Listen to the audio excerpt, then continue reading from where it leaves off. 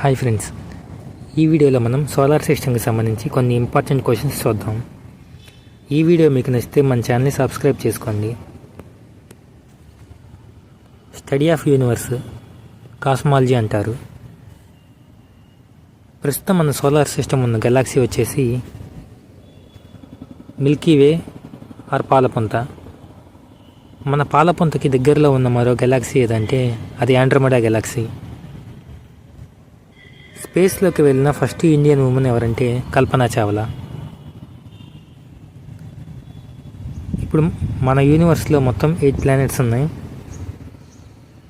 సూర్యుడి నుంచి డిస్టెన్స్ ప్రకారం 2 విధాలుగా విభజించారు. అవి inferior planets, superior planets. Mercury, Venus, Earth ఈ మూడింటిని కలిపి ఇన్ఫీరియర్ ప్లానెట్స్ అంటారు.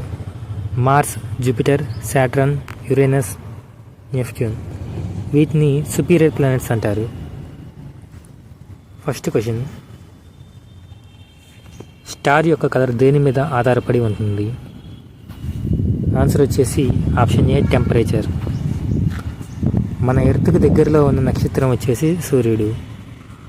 సూర్యుడి తర్వాత మన దగ్గర ఉన్న నక్షత్రం వచ్చేసి ప్రాక్సిమా సెంచరీ.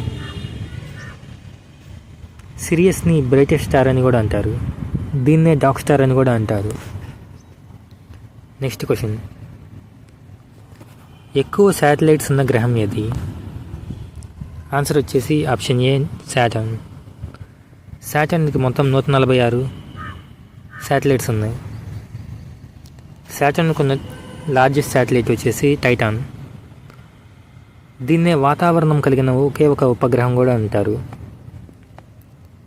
అదే మన సోలార్ సిస్టంలో అతిపెద్ద శాటిలైట్స్ అంటే గనిమెడే శాటిలైట్.